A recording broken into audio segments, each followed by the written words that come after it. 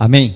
Isaías 55, a partir do verso 6, diz assim a palavra do Senhor: buscai ao Senhor enquanto se pode achar, invocai-o enquanto está perto. Deixe o ímpio o seu caminho e o homem maligno os seus pensamentos, e se converta ao Senhor, que se compadecerá dele. Torne para o nosso Deus, porque grandioso é em perdoar. Porque os meus pensamentos não são os vossos pensamentos, nem os vossos caminhos, os meus caminhos, diz o Senhor. Porque assim como os céus são mais altos do que a terra, assim são os meus caminhos mais altos do que os vossos caminhos, e os meus pensamentos mais altos do que os vossos pensamentos. Amém. Irmãos, nós precisamos, dia após dia, essa é a minha grande luta, e tem que ser a luta de todo aquele que se diz cristão, porque se ele se diz cristão, ele tem que ser servo. Se ele é servo, ele não pode ser senhor. Se ele é servo, ele tem que viver em obediência, não em projetar planos. Amém? Um servo é aquele que obedece. E aqui, com essa declaração, o que é que nós precisamos? Reconhecer o plano de Deus para as nossas vidas. Isto é tão importante, irmão, mas tão importante, que talvez em uma primeira palavra você não consiga imaginar o quanto isto é importante. O plano de Deus, ele nem sempre vai te agradar. O plano de Deus fará com que Deus te dê graça. Amém? Exemplo disso, um exemplo bem rápido e superficial. Paulo diz que teve um problema, né? E ele diz que a respeito daquele problema, ele orou 3 vezes ao Senhor, e o Senhor não o atendeu. Deu-lhe resposta, mas não resposta favorável. Paulo orou e diz ele que o Senhor respondeu dizendo: a minha graça te basta.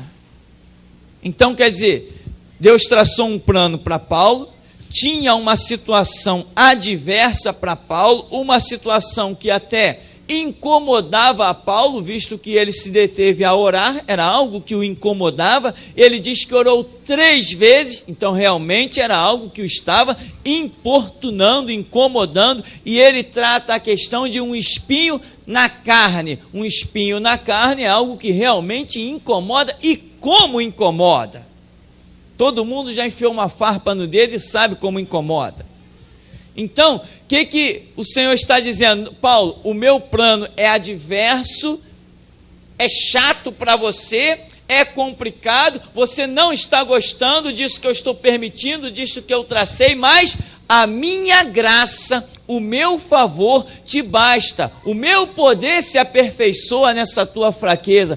E Paulo, dali para frente, transcorreu todos os anos do seu ministério e nunca mais tocou no assunto. Então, o plano de Deus não é aquilo que vai me agradar, mas Ele vai me dar graça para suportar e poder servi-lo. Porque os seres humanos estão achando que tudo que Deus traça tem que os agradar. Não!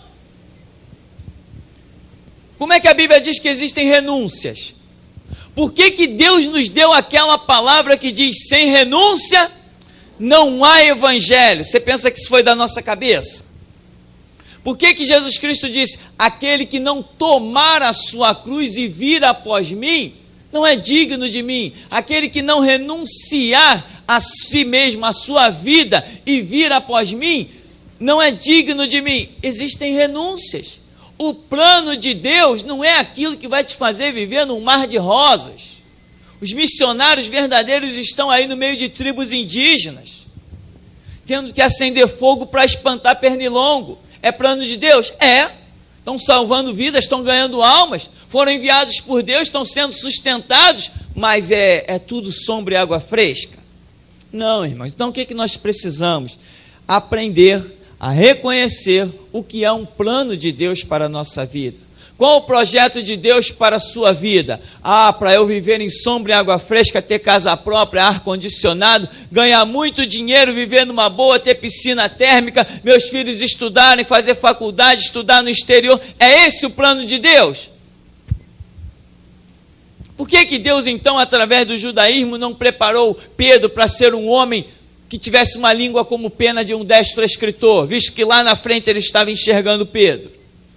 Não, deixou ele ser um pescador, indouto, iletrado, pesado de língua. Mas de quem era a sombra que curava? Qual é o plano de Deus para a sua vida? Não importa o que os outros vão dizer, importa o que Deus disse. Qual é o plano dele para a sua vida? Eu não quero nada, eu quero que Deus fale para eu obedecer. Eu não quero me mexer se Deus não me apontar um caminho. Se Ele não me disser leste, oeste, norte ou sul, esquerda, direita, eu não quero. Se Ele não me mostrar uma estrada, eu não quero andar, eu quero morrer, se Ele não me der a direção. Amém, irmãos? Eu não quero viver fora de um projeto de Deus. E aqui a Escritura está dizendo, os caminhos de vocês não são meus. Os meus pensamentos também não são os vossos. Vocês enxergam o amanhã? Pois eu que permito que o amanhã surja. E o ser humano, ele não aprende as lições. Ele aprende hoje. Ai, que pregação abençoada. Mas amanhã ele voltou o que ele era antes da pregação. É assim que funciona. Por isso Paulo diz, não me canso de vos escrever sempre as mesmas coisas, é segurança para vós. Tem que repetir. Não tem que repetir? Tem. Para que a Bíblia tem 66 livros, né? Deve ser para repetir bastante vezes a mesma coisa, né? Deve ser. Deve ser para isso. Nós precisamos aprender a não traçar planos, a não ser um único plano, que esse você tem que traçar. Eu quero ser servo de Jesus Cristo. Traçou isso na sua mente? Ele vai te ensinar como ser um servo. Porque nem você mesmo não tem condição de ser um servo, irmão. Ou você pensa que tem? Mas não tem mesmo. Não tem mesmo. De jeito nenhum. Nós temos que aprender a reconhecer os planos de Deus. Aqui ele está dizendo, no verso 6, buscai ao Senhor enquanto se pode achar. Ou seja, não vamos perder tempo. Se ele diz enquanto se pode achar, significa que há momentos nas nossas vidas que não vamos achar. Passou o tempo de Deus, passou o mover dele, ele tinha um plano, mas nós não atentamos, nós demos prioridade a outras coisas, a outros valores, não reconhecemos os valores de Deus. Quando eu disser que quero Deus, ele vai estar distante. Por exemplo, a velha história tão conhecida nossa do jovem rico. Jesus traçou um plano para ele. Vem cá, eu tenho um tesouro para você no céu. Ele foi embora. Quando lá na frente ele quisesse voltar, e aí? Cadê Jesus? Ih, Jesus já foi crucificado. Cadê Jesus? Cadê os discípulos de Jesus? Ninguém acha mais, está tudo escondido por aí. E agora? Cadê aquele Jesus para ele seguir? Perdeu. Entende? Há dispensações nas nossas vidas pessoais em que Deus prepara para que nós reconheçamos o que Ele tem para nós. Se nós não reconhecermos, o tempo passa. É aquele antigo e maravilhoso louvor, né? Que não passe de nós o Teu Espírito. Tudo que foi dito a nós venha se cumprir, e que não seja preciso que se levante outra geração. Amém, irmãos? Eu não quero ver levantar-se outra geração para fazer o que eu tenho que fazer. Que se levantem milhares de gerações, mas para fazer o que Deus quer que seja feito lá na frente. O que Ele quer que seja feito hoje tem que ser comigo e contigo. Nós estamos aqui para isso. Deus tem um plano. Que plano? De sermos reis e sacerdotes, dominarmos o mundo, mas com o meu plano, o meu projeto? Não, com o plano e projeto dele. Eu preciso descobrir qual é o plano de Deus. Mas Provérbio 16 vai dizer o quê? Muitos são os pensamentos, as maquinações dos corações humanos, mas a palavra certa vem da boca do Senhor. Qual o teu projeto para amanhã? O que Deus falou a respeito dele? Se Deus não disse que está nele, você não tem plano para amanhã. Lembra que alguém chegou? Estavam lá os homens ricos, e Jesus vem e conta uma parábola. Ele diz assim: olha, muitos de vós estão dizendo, eu vou na cidade tal, vou fazer um grande negócio, vou granjear, vou conquistar.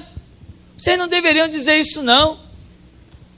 Vocês deveriam dizer, se Deus quiser, eu vou granjear, se Deus quiser. Lembra daquele outro que Jesus contou a parábola? O homem olhou, construiu um belo celeiro, aumentou os seus celeiros e reuniu muita riqueza. Depois disse: folga, minha alma, come, bebe, descansa, tens em depósito bens para muitos dias.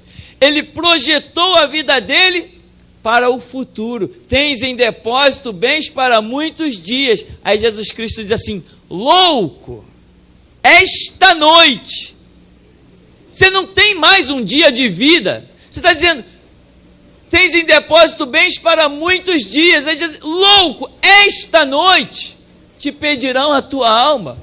E o que você preparou, para quem será? Porque ele colocou em pauta os planos dele e não os planos de Deus. Entende, irmão? Para que os seus projetos não fiquem frustrados, não faça. Que é isso, pastor? Eu tenho que fazer plano, eu tenho que fazer projeto. Eu te aconselho primeiro você me chamar de louco. Aí eu vou te aconselhar o seguinte: faça planos apenas de servir a Deus. Você concorda com isso? Não, mas eu tenho a minha vida particular, eu tenho que cuidar dos meus filhos. Amém. Cuide dos seus filhos para que sejam homens e mulheres de Deus. Não, mas eu tenho meus ideais. Sim, tenha os seus ideais para que Deus seja glorificado neles. Mas eu tenho um grande sonho, sim, um grande sonho, que Deus seja exaltado. Eu tenho um projeto de usar a coroa da vida, um projeto de usar vestes sacerdotais, um projeto de lá no céu, na eternidade, tirar a coroa e lançar aos pés do Senhor e entoar um cântico: digno és, Senhor, de receber a honra, a glória, louvor e adoração. Esse é o nosso plano, irmão. Esse é o nosso projeto. Nós temos uma vida efêmera, uma vida de pouquíssima duração. A nossa vida não é nada.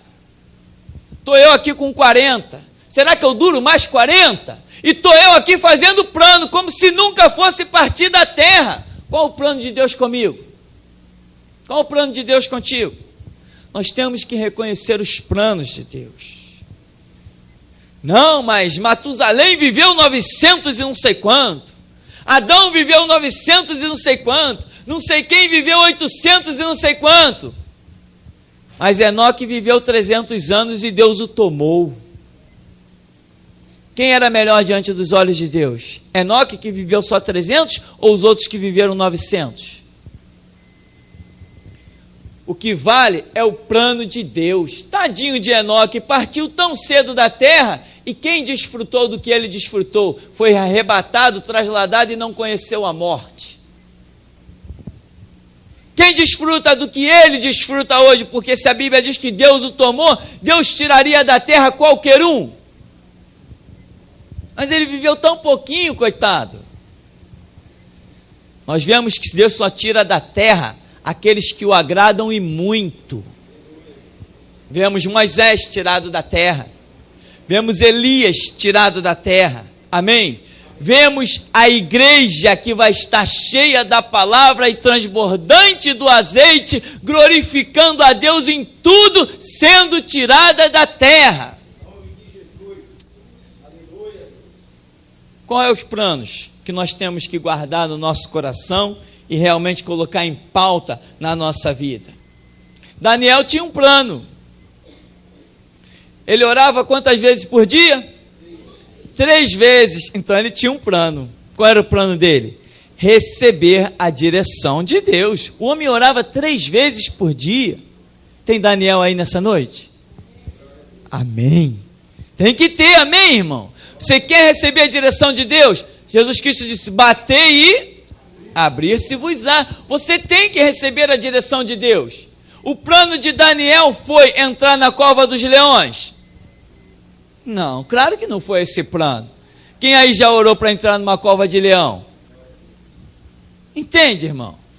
Não era esse o plano de Daniel, mas era o plano de Deus.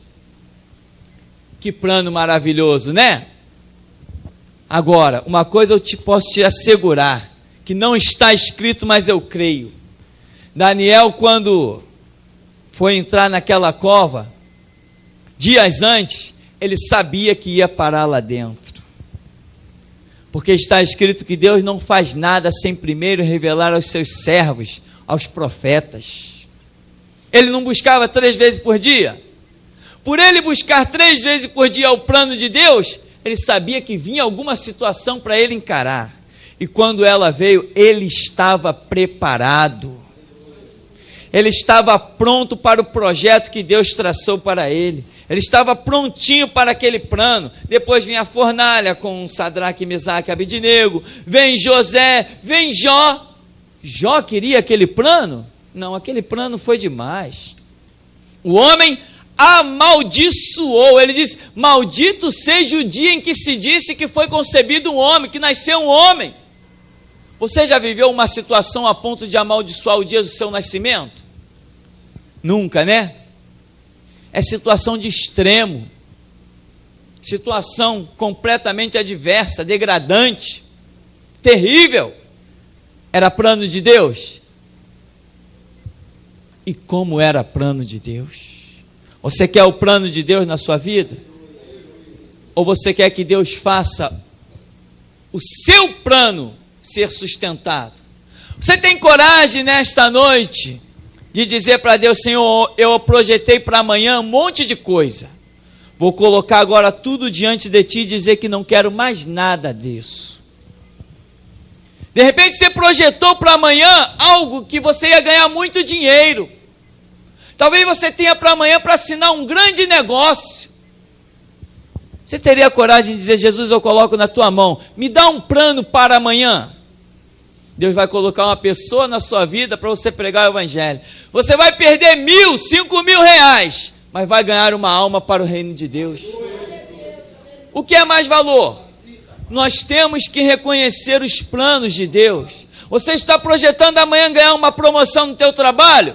Ou conseguir assinar um contrato de trabalho? Quem sabe Deus não resolva te deixar de molho, sem trabalho, mais 1 mês, 2, 3 meses, vivendo de pão e água, mas você vai receber a visita de um anjo lá dentro da tua casa, para falar contigo. Você vai receber a visitação do Espírito Santo, e vai receber entendimento da Escritura. Por quê? Porque estava em casa, pão e água. Há planos que Deus traça, e a nós cabe nos submetermos a eles como servos obedientes que somos, ou devemos ser. Vida de servo é vida de buscar a vontade do seu Senhor. Que ele vai dizer, deixe o ímpio o seu caminho, e o homem maligno os seus pensamentos, e se converta ao Senhor, que se compadecerá dele. Torne para o nosso Deus, porque grandioso é em perdoar. Você vai dizer assim, eu já sou convertido, eu já aceitei Jesus. Que pensamento maligno eu tenho? Que pensamento perverso eu tenho? Sabe que às vezes nós não enxergamos que temos um pensamento maligno e perverso? Jesus, amanhã eu vou sair da minha casa, eu vou chegar naquele lugar, eu vou fazer, vou acontecer, vou trabalhar, vou conquistar, eu tenho um plano que vai me dar muito dinheiro. Aí Deus olha assim, que pensamento maligno, que pensamento perverso. Em nenhum momento de um dia que tem 24 horas, ele projetou 5 minutos de oração. Que pensamento maligno, que pensamento perverso. O dia tem 24 horas, ele projetou um monte de coisa, mas ele não disse que separaria 5 minutos para ler a minha palavra, pela qual eu derramei o meu sangue. Que pensamento maligno e perverso! Sim ou não? Sim ou não? Eu bato no peito e digo que sou servo de Deus, mas a Bíblia é um livro selado, com 7 selos. Cadê o crente? Um crente que não lê Bíblia? Um crente que não conhece Deus na intimidade do seu quarto? Um crente que sabe que Jesus Cristo derramou o sangue por si, mas ele ainda não reconhece esse valor? Pode ser que não reconheça na totalidade, talvez nenhum de nós reconheça na totalidade, mas o mínimo que seja, temos que reconhecer esse valor. Vamos esquecer que era o Filho unigênito de Deus, vamos pensar que era só Jesus, tem valor. Um ser humano que morreu por mim, tem valor. Agora, sendo unigênito do Pai, tem muito mais valor ainda. Então, ele ainda vai dizer: porque os meus pensamentos não são os vossos pensamentos. O que você está pensando nesse exato momento? Talvez você diga: não estou pensando nada, estou só prestando atenção, estou só ouvindo aonde você, pregador, quer chegar, só isso que eu estou prestando atenção. Dia a dia, o que você tem pensado? O que mais tem ocupado os teus pensamentos? Você pode dizer assim: não, mas eu sou uma pessoa muito ocupada, tem pessoas que dependem de mim, pessoas dependem do meu trabalho. Meu irmão, eu vou te dizer uma coisa muito séria, pode me chamar de louco quando você sair daqui. Tem gente que depende muito mais das tuas orações do que do teu trabalho. Sim ou não? A Bíblia diz: não é o teu trabalho braçal que pode muito em seus efeitos, diz que é a tua oração. Jesus Cristo não veio a este mundo, não se preocupou em nos ensinar uma profissão, mas ele se preocupou em nos ensinar a orar e a examinar a Escritura e buscar o reino de Deus e a sua justiça em primeiro lugar.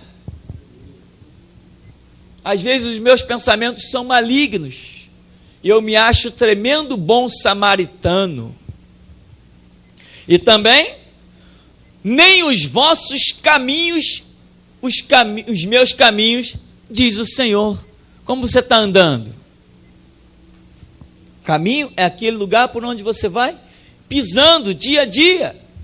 Os teus caminhos você reconhece que foram traçados por Deus ou você mesmo os escolheu?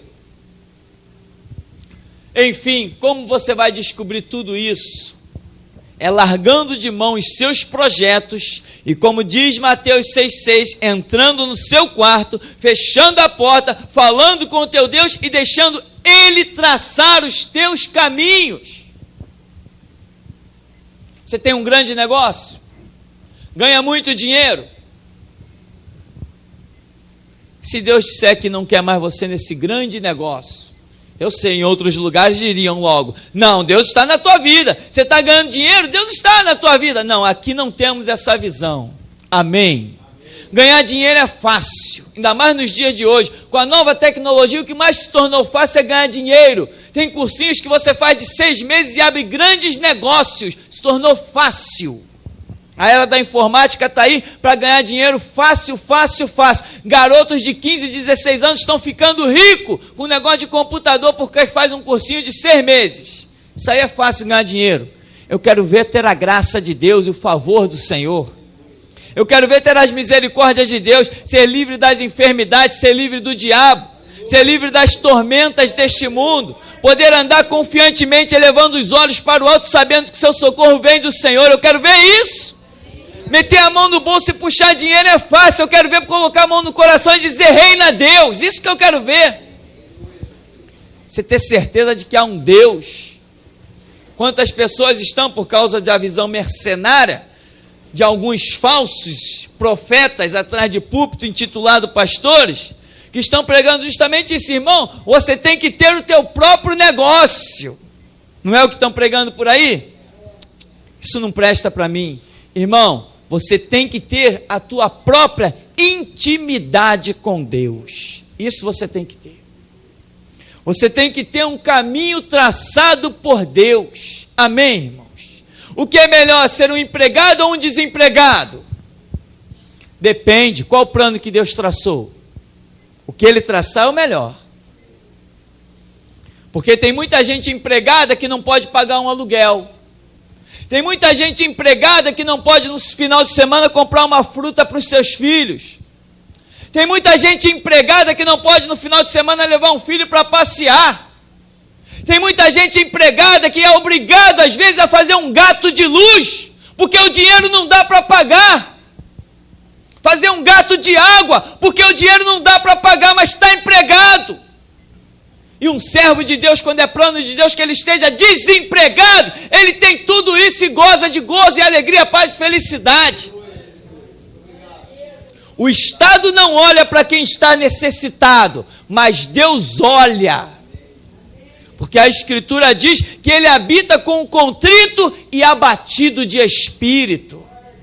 Nunca vi desamparado o justo, nem a sua descendência mendigar o pão. Isto é plano de Deus. O justo florescerá como os cedros do Líbano, crescerá como as palmeiras. Os que confiam no Senhor renovarão as suas forças e subirão com asas de águia, correrão e não se cansarão, caminharão e não se fadigarão. Isto é plano de Deus. Plano de Deus. O que importa é o plano de Deus. O que você quer para a sua vida? Ah, Jesus, eu queria, eu quero, eu gostaria, quem sabe, talvez, provavelmente. Deixa tudo de lado, irmão. Eu já tenho falado redundantemente nesse lugar. Os lugares onde eu já pisei pregando o Evangelho nunca passaram pela minha cabeça. Estar hoje onde eu estou nunca passou pela minha cabeça. Isso nunca foi projeto meu. E quando eu olho para trás eu digo, meu Deus, é a água transformada em vinho. Por quê? Porque Deus foi traçando e eu fui aceitando. Foi doendo? Claro que foi doendo. Foi sendo moído? Claro que foi sendo moído. Imagina se ministério é dado para qualquer um. E você não é qualquer um.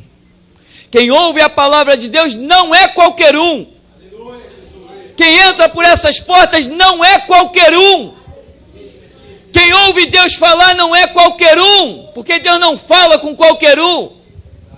Quem recebe a cura de Deus não é qualquer um, é porque Ele é Senhor de misericórdia e se manifesta. Ele tem planos gloriosos para as nossas vidas, mas a glória é o plano dEle. O que você projetou para amanhã? Será que Deus está nesse negócio mesmo? Ah, Senhor, esse é um negócio da China. É o que diz o mundo, mas o mundo também diz que quem tem olho grande não entra na China. Então, meu irmão, ele vai dizer no 9, porque assim como os céus são mais altos do que a terra, assim são os meus caminhos mais altos do que os vossos caminhos, e os meus pensamentos mais altos do que os vossos pensamentos. Eu tenho diante de mim, como sempre tive o livre-arbítrio, eu tenho a chance de escolher. O que eu posso escolher? O meu projeto e ver no que vai dar, ou eu posso escolher o projeto de Deus, que eu sei que nunca vai dar errado. Eu posso andar nos meus caminhos e ver quem sabe o que lá no fim vai ter, ou eu posso andar nos caminhos de Deus, que eu sei que sempre serão caminhos que no final tem a glória dele manifesta. Mas onde é que eu vou descobrir tudo isso? É aí que muitos não pagam um preço e não descobrem. É em João 5,39, examinando as Escrituras, é em Mateus 6,6, entrando no seu quarto, fechando a porta e falando com o teu pai. Muitos preferem viver em tantos rituais e não ouvem Deus, traçam seus próprios caminhos. Tem gente que diz assim, eu vou fazer porque sou servo de Deus e Deus vai abençoar. Ora, se eu vou fazer, então não sou servo, eu me tornei senhor. Um servo não é aquele que faz, o servo é aquele que obedece quando Deus manda fazer. Se você elabora, se você projeta, Nós temos um slogan no meio evangelho, que a gente sempre diz assim: Deus não entra em planos feitos por mãos de homens. Não adianta traçar plano. Se Ele não traçar um plano para você, não adianta você tentar traçar. Ele não vai abençoar aquilo que Ele não projetou. Se Ele projetou, pode parecer que tudo vai dar errado. O final será sempre tudo dando certo.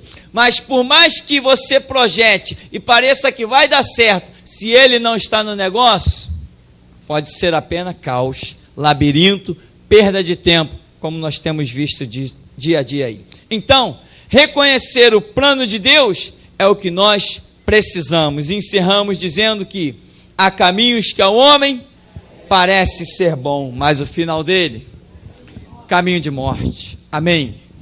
Senhor nos abençoe em nome de Jesus.